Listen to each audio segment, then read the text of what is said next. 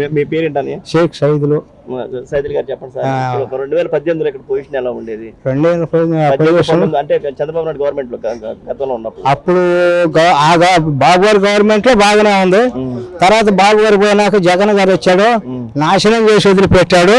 2018-19లో ఎలా ఉంది ఇక్కడ రేట్లు? అప్పుడు రేట్లు ఉండవు. 18-19 అప్పుడు రేట్లు ఉన్నాయి. తర్వాత మూడులోకి వచ్చేదానికే జగన్మోహన్ రెడ్డి గారు వచ్చేదానికే పడిపోయినాయి. అది శాంతం పడిపోయింది, ఏం లేదు ఇక్కడ. ఇప్పుడు 15 రోజులైంది బాబు గారు వచ్చి. ఇక మంటలు మండుతున్నాయి, ఇక మాకేం బాధలేదు. దాని గురించి మేము బాగా హాయిగా నిద్రపోతున్నాం, తిండి తింటున్నాము, హాయిగా తిరుగుతున్నాం. దాని గురించి చాలా ఏది వచ్చినా రాజ్యాంగం చేయాలంటే విధానం తెలియాలంటే ఒక బాబు గారి తర్వాతనే పింఛన్ ఇవ్వటానికి, అన్నమాట నిలబెట్టుకోవటానికి ఆయన తర్వాతనే కానీ ఎవరి వల్ల కాదు. ఇప్పుడు 4 సార్లు ముఖ్యమంత్రి ఎందుకు ఆడైనా చేయబట్టేగా, ఈయన ఒక్కసారి ఆడలేకపోయాడు పోయిన ముఖ్యమంత్రి గారు. ఇంకా ఎందుకు అసిమెంటాన్ని ఏం చేసుకోను, పదిపక్షానికి కూడా పనికి రాలేదు. కనుక ఈ ముఖ్యమంత్రి గారే కావాలి. 2018లో ఇక్కడ ఎకరం ఎంత ఉండేది, గజం ఎంత ఉండేది? 2018 అప్పుడు బాబు గారేగా, బాబు గారు ఉన్నప్పుడు బాగానే ఉంది. ఆ తర్వాత జగన్ గారు వచ్చారు చూడండి, అప్పుడు ఎంత అయిందండి గజం? అప్పుడు ఎంత ఉందంటే 6,000, 7,000, 10,000 దాకా ఉంది అంతే. శాంతం పడిపోయింది. ఇప్పుడు బాబు గారు వచ్చిన శాంతం లేచింది. ఇప్పుడు ఎంత ఉందండి? ఇప్పుడు దాదాపు గజం 50 కాడి నుంచి 5 దాకా ఉంది. ఇది 10% పెరిగిపోయింది. ఎంత పెరిగిపోయింది, ఇంకా పెరగచ్చు. ఆగటానికి పెరుగుద్ది. ఆ ధైర్యం మాకుంది, బాబు గారు వచ్చాడు కదా, ఆ ధైర్యం మాకుంది. రాజధాని రైతులకి మాకేం బాధ లేదు, బాబు గారు వచ్చాడు, హాయిగా ఉంటాము. ఇంకా బాగుంటుంది, భవిష్యత్తులో ఇంకా బాగుంటుంది. అవచ్చు బాబు గారు కనుక అయితే 5 సంవత్సరాల్లో ఇదే బలపెట్టుకు అవుద్ది. దాంట్లో చచ్చు లేదు, మొక్కటే ఉండదు. ఆయన చేయడం మంచిది. ఇక తత్నాలు అనవసరం, వేస్ట్ క్యాండిడేట్లు అనమాట. ఒక్క బాబు గారు మా ఎంపీలు కానీ మా ఎమ్మెల్యేలు కానీ నెంబర్ 1. అది ఎక్కడైనా పవర్ఫుల్ గా కొట్టుకొచ్చారు సీట్లు. ఇక అది చాలు మాకు. మా రాజధాని ఇక్కడనే ఉంటుంది, తీసుకుపోవటానికి ఎవరి వల్ల కాదు. బాబు గారు వచ్చాడు, 10కి తీసుకెళ్తాడు. ఇక దాని గురించి ఇక మేము నిద్రపోవటమే కానీ ఆలోచన లేదు. ఇక అవన్నీ బాబు గారే చూసుకుంటాడు. ఇక అది. నా పేరు సురేంద్ర బాబు, నేను తుళ్ళూరు మండల జనసేన పార్టీ మండల ఉపాధ్యక్షుడిని. ఇప్పుడు మీ జనసేన నాయకులు పవన్ కళ్యాణ్ గారు పిఠాపురం ఎమ్మెల్యే అయ్యారు, నెంబర్ 2. ఇప్పుడు ఉప ముఖ్యమంత్రి కూడా అయ్యారు. కొన్ని జగన్మోహన్ రెడ్డి మీ అసెంబ్లీ గేట్ కూడా తాకనివ్వమన్నారు. దీన్ని విధంగా చూస్తారు? జగన్మోహన్ రెడ్డి పవన్ కళ్యాణ్ గారిని అసెంబ్లీ గేటు కూడా తాకనివ్వమన్నారు. జగన్మోహన్ రెడ్డి గేటు తాకటానికి కూడా భయపడి వెనక నుంచి గేటు కొండ వచ్చాడు. మాకు చాలా ఆనందంగా ఉంది. మా రాజధాని ప్రాంతంలో మేము కళ్ళారు చూసిన జగన్ వెనక గేటు కొండ పోవటం, పవన్ కళ్యాణ్ గారు మెయిన్ గేట్ నుంచి సింహంలాగా వచ్చాడు. జగన్ మామయ్య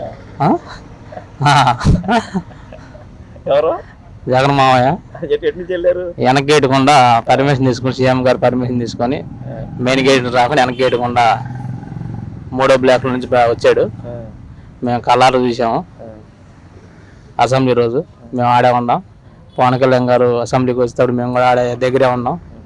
మెయిన్ గేట్ నుంచే ఆల్రెడీ మా నాయకులు ఈ గేట్ని తాకనివ్వన్నారని వేరే ఛానల్లో ట్వీట్ కూడా చేశారు. ఆ రోజు మేము ఆడే ఉన్నాం. మేము కూడా ఈ గేట్ని టచ్ చేయలేరని చెప్పి మంత్రులు, ఎమ్మెల్యేలు అందరూ చేసిన విధానం మేము కూడా దానికి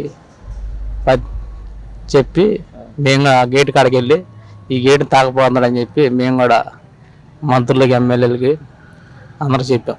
సార్ ఇంకో విషయం ఏంటంటే, ఇప్పుడు 2018-2019లో చాలా ఇక్కడ ఏరియా మొత్తం చాలా రేట్లు ఉన్నాయి. రియల్ ఎస్టేట్ కూడా చాలా బాగా ఎక్కువ పుంజుకుంది. కానీ పక్కన జగన్మోహన్ రెడ్డి వచ్చిన తర్వాత బాగా తగ్గిపోయింది. ఇప్పుడు పొజిషన్ ఎలా ఉంది? జగన్మోహన్ రెడ్డి ఉన్నప్పుడు పొజిషన్ ఎలా ఉంది? ఇప్పుడు రాజధాని ప్రాంతంలో బంగారం ఎంత రేటు ఉందో తెలియదు కానీ భూములు దానికి పై ఎత్తుగా చంద్రబాబు గారు రావడం చాలా గొప్ప విషయం. మా రాజధాని ప్రాంతంలో 5 ఏళ్ళు మేము నరకవరం మించింది మామూలు కాదు. నరకమైందో 2 సార్లు కరోనా వచ్చిందాం కాదు కానీ 5 సంవత్సరాలు మా కరోనా వచ్చినట్టు రాజధాని ప్రాంతంలో జగన్ కరోనా వల్ల. అంటే జగన్మోహన్ రెడ్డి వచ్చినప్పుడు ఇక్కడ రేట్లు ఎలా ఉన్నాయి? అసలు కొనేవాళ్ళు లేరు, పెట్టుబడి పెట్టేవాళ్ళు లేరు. కంపెనీలు లేకపోతే కొనేవాళ్ళు ఎవరు ఉంటారు? అసలు లేబర్కి పనులే లేవు. ఇసుక ఇవ్వటం మాకు రాయపూడి కృష్ణా నది మాకు ఇక్కడ నుంచి 1 కిలోమీటర్ ఉంటుంది. మాకే ఇసుక లేదు అక్కడ. మేము ఇల్లు కట్టుకోవడానికి ఇసుక లేదు, మాకు ఇసుక లేదు. ఇంకా కంపెనీలు వచ్చి ఇంకా కడతారు జగన్మోహన్ రెడ్డి మొహం చూసి. ఇప్పుడు పరిస్థితి ఎలా ఉంది? ఇప్పుడు బ్రహ్మాండంగా ఉంది. మా రాజధాని భవనంలో చంద్రబాబు గారు గెలవటం, సీఎం గెలవటం. ఇప్పుడు గజం 60,000 దాకా. 1,00,000 దాటిద్దాం ఈ సంవత్సరానికి. అంటే ఈ పనులు మొదలెళ్దాం, కంచెలు ఇవన్నీ దాటిద్ది. ఇప్పుడు రాష్ట్ర ప్రజలు మొత్తం అమరావతి రాజధాని ఫిక్స్ అయినట్టున్నారు కదా? ఫిక్స్ ఇంక చెప్పేది ఏముంది. కన్ఫర్మ్. ఒక పక్క చంద్రబాబు గారు, ఒక పక్క పవన్ కళ్యాణ్ గారు చెప్పినా ఇంకా తిరిగే ఉంది. సరే, ఓకే, థ్యాంక్ యూ. మీ పేరేంటండి? వెంకటేశ్వరరావు, పువ్వాడ వెంకటేశ్వరరావు. సార్ మీరు చెప్పండి సార్. అంటే గతంలో 2018-19 ప్రాంతంలో ఇక్కడ భూముల ధరలు ఎలా ఉండేవి? అప్పుడు 2019, 2018లో 70,000, 80,000, లక్ష అట్లా ఉండే. అప్పుడు భూమిని బట్టి ఉంది అక్కడ. అంటే ఇప్పుడు తర్వాత జగన్మోహన్ రెడ్డి గవర్నమెంట్ వచ్చిన తర్వాత పరిస్థితి ఎలా మారింది? జగన్మోహన్ రెడ్డి వచ్చిన తర్వాత పరిస్థితి మొత్తం మారిపోయింది. ఆయన వచ్చిన అన్ని రేట్లు మొత్తం పడిపోయినాయి. ఆయన పరిపాలన బాగోలేదు. రాష్ట్రాన్ని మొత్తం నాశనం చేశారు, రైతులు నాశనం చేశారు. రైతులు కౌలు లేలా. 33,000 ఎకరాలు ఇచ్చాం చంద్రబాబు నాయుడు వచ్చి అడిగితే. చంద్రబాబు నాయుడు వచ్చి అడిగితే 33 ఎకరాలు అయితే 33 ఆయాల ప్రతిపక్షంగా ఉండి కూడా 33,000 ఎకరాలు కావాలన్నాడు. తీసుకున్నారు, ఇచ్చాం. ఇచ్చిన తర్వాత మమ్మల్ని 3 రాజధానులని అదని ఇదని నానా హింసలు పెట్టాడు. మమ్మల్ని హింసలు పెట్టి మాకు తీరా వచ్చేటప్పటికి మా పొలాలు, మా కౌలు కూడా మాకు ఇవ్వాలి. కౌలు కూడా వేయాలి. జమ ఏడిపించాడు మమ్మల్ని. ఇవాళ ఆయన బాగా ప్రతిపక్షం కూడా లేకుండా పోయింది ఆయనకి. అంటే అప్పుడు మీకు రేట్లు ఎలా ఉండేవి? ఇప్పుడు జగన్మోహన్ రెడ్డి వచ్చిన అప్పుడు 25,000, 30,000 ఉన్నాయి. మాకు 2 పక్కల కాలం ఉంది. మాకు ఉత్పాదక పథకాలు ఉన్నాయి. మాకు 2 పంటలు పండుతున్నాయి. 2 పంటలు పండినా కూడా మేము వచ్చి అడిగాలని చెప్పి పొలం ఇచ్చాం. జగన్మోహన్ రెడ్డి వచ్చినప్పుడు ఎంత ఉంది? జగన్మోహన్ రెడ్డి వచ్చినప్పుడైనా 30,000 ఉంది. అది మామూలుగా జరీబులు ఉండే, జరీబు రేట్లు ఎక్కువ ఉండే, మెట్లే తక్కువ ఉంటాయి. 50,000 అని, 1,00,000 అని అట్లా ఉంటాయి ఉండే అప్పుడు. ఇప్పుడు ఎలా ఉంది రేట్? ఎలా ఉంది ఇప్పుడు? జగన్మోహన్ రెడ్డి ఉండగా రేటు శాతం పడిపోయినాయి. ఇప్పుడు 1,00,000 రూపాయల మీద 10,000 వచ్చింది. రూపాయలు వస్తే 5,00,000 వచ్చింది. పడిపోయింది. కొనేవాళ్ళు కూడా లేరు, కొనేవాళ్ళు అమ్మేవాళ్ళు కూడా లేరు. కొంతమందికి తినడానికి కూడా జరగక కొంతమంది ఊళ్ళో వెళ్ళిపించి వెళ్ళిపోయారు. పొరుగుళ్ళు వెళ్ళిపోయారు, పనులు చేసి బతకానికి వెళ్ళిపోయారు. అట్లా ఏడిపించారు మమ్మల్ని ఇక్కడ. ఇప్పుడు చంద్రబాబు వచ్చి ప్రభుత్వం, తెలుగుదేశం ప్రభుత్వం వచ్చిన తర్వాత ఇప్పుడు మళ్ళీ ఈ 20 రోజులు, 4 రోజులు రేట్లు పెరిగినాయి. ఇప్పుడు మళ్ళా రూపాయి మళ్ళీ పెరిగింది. ఇప్పటికి ఈ సంవత్సరాలకి వచ్చే నెల జనవరికి రేట్లు ఎలా ఉండబోతాయి అనుకుంటున్నారు? మేము దాదాపుగా గజం 80,000, 90,000 పద్దు అనుకుంటున్నాం. వెళ్ళే అవకాశం ఉన్నాం మాకు. ఎందుకంటే ఆయన పరిపాలన బాగా చేస్తామనుకుంటున్నాం. మళ్ళీ మేము నిలబడతాం. మన రాష్ట్రంలో మేము నిలబడే శక్తి మాకు ఆయన చూపిస్తాడు. ఆయన వల్ల మాకు లాభం ఉంది, మేము పొందుతాము. మేము మా పిల్లల చదువులు కానీ దేనికైనా కానీ హాస్పిటల్ కట్టని, కాలేజీలు కట్టని. రాజధాని అనేది మొత్తం ఇక్కడ కన్ఫర్మ్ అయిపోతుంది దాదాపుగా. దానివల్ల ఇంకా ఎక్కువ పెరిగే అవకాశం ఉంది. ఎక్కువ పెరిగే అవకాశం ఉంటుంది కానీ తగ్గదు. రాజధాని ఇక్కడ ఆంధ్రప్రదేశ్లో రాజధాని కన్ఫర్మ్ అయిపోయిన తర్వాత, కట్టిన తర్వాత దేనికైనా రేట్లు పెరుగుతాయి కానీ తగ్గే క్వశ్చన్ లేదు. ఇక మళ్ళీ చంద్రబాబు తప్పితే మళ్ళీ ఇంకోళ్ళు తప్పితే చంద్రబాబు వాళ్ళు పరిస్థితి బాగానే ఉంటది. ఎవరు వచ్చినా కానీ ఈసారి పార్లమెంట్ లో గట్టిగా కట్టుదిట్టం చేసేస్తామని చెప్పేసి అన్నారు. అది మన నమ్మే మాటలు కదా. ఎవరు వస్తాడు, ఎవరు పోతాడో తెలియదు. వాళ్ళు వచ్చి చేసినప్పుడు చేసే అనుకుంటున్నాయి కానీ అవి మనం ఇప్పుడు దాని గురించి మనం చెప్పాలంటే మనం ఏం చెప్పలేదు. ఇప్పుడు రాష్ట్రంలో రాష్ట్ర ప్రజలందరూ అమరావతి రాజధాని చెప్పేసి ముక్త ఖండంలో చెప్పినట్టుంది. ఇప్పుడు మా అమరావతి ఆంధ్ర రాష్ట్రం మొత్తం కూడా మాకు అమరావతి కావాలని చెప్పి కోరుకుంటున్నారు. మాకు ఎక్కడ అవసరం, మాకు అమరావతి ఉంటే సాలని కోరుకుంటున్నారు. దానివల్ల కూడా రేట్లు ఎక్కువగా ఇక్కడ పెరుగుతున్నాయి. ఇక్కడ పెరుగుతాయి కూడా, ఇంకా పెరుగుతాయి కూడా, అనుమానమే లేదు. చంద్రబాబు అన్నారు మాకు బాగానే ఉంటది. చంద్రబాబు ఏమైనా ఇదైతే తప్పితే తోడి మళ్ళా వచ్చే ఎలక్షన్కి కానీ ఓడిపోవడం మళ్ళా ఇసుమింటి ఈ రౌడీ ముఖ్యమంత్రి మాత్రం ఇక ఓడు రాడు. అంటే ప్రజలు తెలుసు, జగన్ రౌడీ ప్రభుత్వం అది ప్రజలందరూ తెలుసుకున్నారు. అందరూ తెలుస్తున్నారు. ఆయన గురించి ఆయనకు ఓటు వేసేవాడు ఎవరు లేడు ఇక. ఆయన అంతా అయిపోయింది. ఆయన వాళ్ళ నాన్న బాగా చేశాడు కానీ పరిపాలన, వాళ్ళ నాన్న పేరు చెప్పుకొని ఒక్క మాల వేయండి మాకు ఓటు, ఒక్క మాల వేయండి మాకు ఓటు, నా పరిపాలన చూడండి, బొమ్మలు చూడండి, నేను బ్రహ్మాండంగా చెప్తానని చెప్పాడు. కానీ చరిత్రలో జగన్మోహన్ అంత పేరు ఎవరికి రాదు. ఉదాహరణ ఉంటాడు అసలు ఆయన వచ్చిన పేరు ఎవరికి జరిగే ముఖ్యమంత్రులు లేరు, ఇక రాబోయే ముఖ్యమంత్రులు ఉండరు. అంత పేరు మోగిపోయాయి అన్నమాట. ఇక్కడ మా ఒక్క రాష్ట్రమే కాదు, దేశాలు మొత్తం అందరూ తెలిసింది, దేశాలు మొత్తం తెలిసింది. ఇటువంటి పాపాస్తుడని కనుక ఆయనకు ఓట్లు వేయడు. ఆయన గెలిచే పొజిషన్ ఏదైనా ఆయనకి ఇంట్లో కూర్చోవడం మంచిది. చాలా మటుకు మళ్ళీ పోటీ రాకుండా ఇంట్లో కూర్చోవడం చాలా మంచిది. ఆయన శివ గారు చెప్పండి సార్, ఇప్పుడు ప్రస్తుతానికి రియల్ ఎస్టేట్ రంగం ఎలా ఉంది? గత 5 సంవత్సరాలు ఎలా ఉంది, ఇప్పుడు ఎలా ఉంది సార్?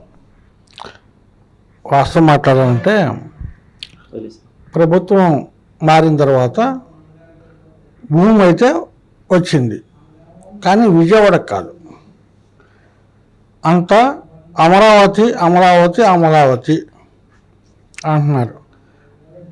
గతంలో ఎలా ఉందో విజయవాడ సిటీ సరౌండింగ్స్ మొత్తం అలాగే ఉన్నాయి. ప్రతి వాళ్ళ కాన్సన్ట్రేషన్ అమరావతి మీదే ఉంది. అదేంటంటే చంద్రబాబు నాయుడు గారి మీద నమ్మకం, అమరావతిని డెవలప్ చేస్తారనే ఉద్దేశంతో ఉంది. త్వరలోనే ఇది కూడా డెవలప్ అవుద్దని మేము ఆశిస్తున్నాం. విజయవాడ కూడా డెవలప్ అవుద్దని ఆశిస్తున్నాం. ఒక 5-6 నెలల్లో విజయవాడ కూడా ఆ ప్రభావం సోకుద్ది సార్. ఎందుకంటే ఇప్పుడు ప్రస్తుతానికి గత 5 సంవత్సరాల క్రితం జగన్మోహన్ రెడ్డి పరిపాలన ఉన్నప్పుడు ఇక్కడ నుంచి రాజధాని తీసేస్తాం అనే ఎఫెక్ట్ అని పడింది అంటారా? డెఫినెట్గా ఉంటుందండి. డెఫినెట్గా ఆ ఎఫెక్ట్ ఉంది. ఆ ఎఫెక్ట్ ఉండబట్టే విజయవాడలో రియల్ ఎస్టేట్ వ్యాపారాలన్నీ కుదేరిపోయినాయి. చంద్రబాబు నాయుడు గారు వచ్చిన తర్వాత ఆటోమేటిక్గా చెప్తున్నాగా అమరావతి మీద ఆ ఎఫెక్ట్ ఉంది. విజయవాడ మీద 5-6 నెలల్లో ఉంటుంది. 5-6 నెలల్లో విజయవాడకి ఆ ఎఫెక్ట్ కంపల్సరీ ఉంటుంది, డెఫినెట్గా ఉంటుంది. అంటే చంద్రబాబు నాయుడు అనే వ్యక్తి అమరావతిని డెవలప్ చేస్తారని ఉద్దేశం చెప్పిన డెఫినెట్. చంద్రబాబు నాయుడు గారు అమరావతి మీద ఫుల్ ఫోకస్ పెడతారని ప్రజలకి విశ్వాసం ఉంది. ఆ విశ్వాసంతోనే ఇవాళ చంద్రబాబు నాయుడు గెలిపించిన సగం కారణం అది. వేరు కారణాలు ఉండొచ్చు, కానీ సగం కారణం అదే ఉండొచ్చు. ఇప్పుడు అమరావతి మళ్ళీ జగన్మోహన్ రెడ్డి ప్రభుత్వం ఎవరన్నా వచ్చినా కానీ మారే ఛాన్స్ ఉందంటారా? ఇంకా ఇది మారదు. రేపు పొద్దున చంద్రబాబు నాయుడు వచ్చినా మారదు, జగన్మోహన్ రెడ్డి వచ్చినా మారదు, ఇంకోళ్ళు వచ్చినా మారదు. ఎందుకంటే చంద్రబాబు నాయుడు ఆ స్టాండర్డ్స్ మెయింటైన్ చేసేసి శాశ్వత రాజధానిని ఇక్కడ నిర్మించడానికి అవకాశాలు ఎక్కువ ఉన్నాయి. ఎందుకంటే మొన్నటిదాకా అది శాశ్వత రాజధాని ఆయన చెప్పలా, ఇప్పుడు ఆయన పబ్లిక్గా చెప్తాడు. ఏదో ఒక నిర్మాణాన్ని అయితే చేస్తారు కాబట్టి డెఫినెట్గా శాశ్వత రాజధాని అమరావతి. వచ్చే సంవత్సర కాలంలోపు రియల్ ఎస్టేట్ రంగం ఎలా ఉండబోతుంది అంటారు? డెఫినెట్గా పుంజుకుంటుంది. ఎందుకంటే ఇన్వెస్టర్స్ అందరూ గతంలో హైదరాబాద్ మీద 5 సంవత్సరాలు హైదరాబాద్కి వెళ్ళిపోయారు. మళ్ళీ వాళ్ళు ఒక్కొక్కళ్ళుగా విజయవాడకి వస్తున్నారు. అందుకనే ఇవాళ మీరు టీవీలు చూసే ఉంటారు, హైదరాబాదు రియల్ ఎస్టేట్ రంగం కుదేలైపోయింది. దగ్గర 2 లక్షల ఫ్లాట్లు ఖాళీగా ఉన్నాయి అమ్మకం లేక. అది మళ్ళీ విజయవాడ మీద ప్రభావం చూపిస్తుంది. వాళ్ళందరూ కూడా విజయవాడ మీద ఫోకస్ చేస్తారు కాబట్టి డెవలప్ అవుద్ది. అంటే గతంలో కూడా ఎట్లా జరిగినట్టుంది. చంద్రబాబు ఎప్పుడైతే అమరావతి మన ఆంధ్రప్రదేశ్ విడిపోయిందో అప్పుడు కూడా హైదరాబాద్ రియల్ ఎస్టేట్ రంగం కొద్దిగా డౌన్ అయిన పరిస్థితి ఉంది అనుకుంటండి. వాస్తవమే. బ్రాండ్ అంబాసిడర్ చంద్రబాబు నాయుడు అంతే. దీనికి ఒక్కొక్క బ్రాండ్కి అంబాసిడర్ కత్తిరింగ్ అలా పెట్టుకుంటారో రియల్ ఎస్టేట్ రంగాన్ని బ్రాండ్ అంబాసిడర్ చంద్రబాబు నాయుడు. డెఫినెట్గా రియల్ ఎస్టేట్ రంగం మాత్రం చంద్రబాబు నాయుడు గారి వల్ల డెవలప్ అవుద్ది. Okay, thank you.